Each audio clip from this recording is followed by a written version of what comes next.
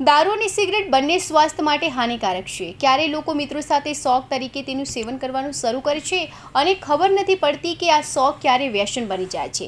અને એકવાર વ્યસન થઈ ગયા પછી આમાંથી કોઈ પણ વ્યસન છોડવું ખૂબ જ મુશ્કેલ છે. બંને વ્યસનોએ સમાજમાં ઊંડા મૂળિયા જમાવી લીધા છે અને તેની અસર માત્ર સ્વાસ્થ્ય પર જ નહીં પણ સામાજિક અને આર્થિક જીવન પર પણ પડે છે. ચાલો જાણીએ કે કયું વ્યસન છોડવું વધુ મુશ્કેલ છે, દારૂ કે સિગરેટ. કોઈને સિગરેટનું વ્યસન કેમ થાય છે? સિગરેટ પીતા જ તેમાં રહેલું નિકોટીન નામનું રસાયણ થોડીક સેકન્ડમાં તમારા મગજમાં પહોંચી જાય છે. આ નિકોટીન મગજમાં ડોપામાઇન નામનું રસાયણ છોડે છે. આ ડોપામાઇન રસાયણ આપણને ખુશ અને સંતુષ્ટ બનાવે છે. આ જ કારણ છે કે સિગરેટ પીધા પછી આપણને સારું લાગે છે. સિગરેટના વ્યસનમાંથી બહાર નીકળવું ખૂબ જ મુશ્કેલ છે. તેનું કારણ નિકોટીનનું વ્યસન છે. નિકોટીન મગજમાં ડોપામાઇન છોડે છે, જે વ્યક્તિને થોડા સમય માટે ખુશી અને રાહત આપે છે. આ જ કારણ છે કે વ્યક્તિ સિગરેટનું વ્યસન છોડી શકતો નથી. દારૂનું વ્યસન. દારૂનું સેવન શારીરિક અને માનસિક બંને સ્તરોને પણ અસર કરે છે.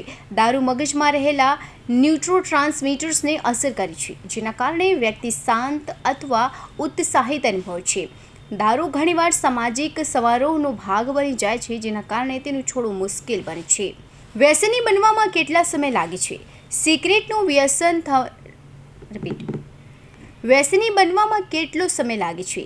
સિગરેટનું વ્યસન થવામાં 6 મહિના લાગે છે અને 2 થી 3 વર્ષ પછી વ્યસન શરૂ થાય છે.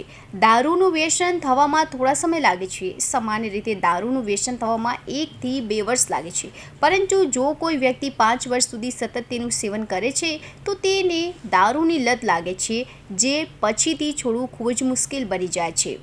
કયું વ્યસન સૌથી ખતરનાક છે? વિશ્વ આરોગ્ય સંગઠન અનુસાર નિકોટીનનું વ્યસન ખૂબ જ ઝડપથી વિકસે છે અને તેને છોડવું પણ એટલું જ મુશ્કેલ છે. સિગરેટ પીવાની આદત રોજિંદા દિનચર્યાનો એક ભાગ બની જાય છે.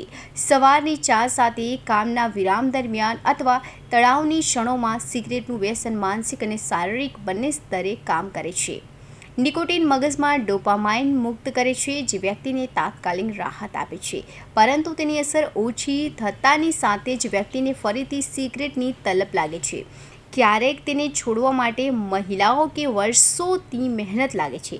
જ્યારે પણ કોઈ વ્યક્તિ આ વ્યસનને દૂર કરવા માંગે છે, ત્યારે તેને સરળતાથી બહાર આવતું નથી. Bureau report, Hind TV news, Surat.